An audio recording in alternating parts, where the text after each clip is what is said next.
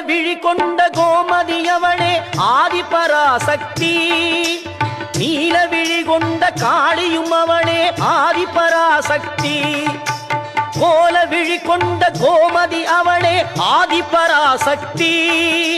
நீல விழி கொண்ட காளியும் அவளே ஆதிபராசக்தி.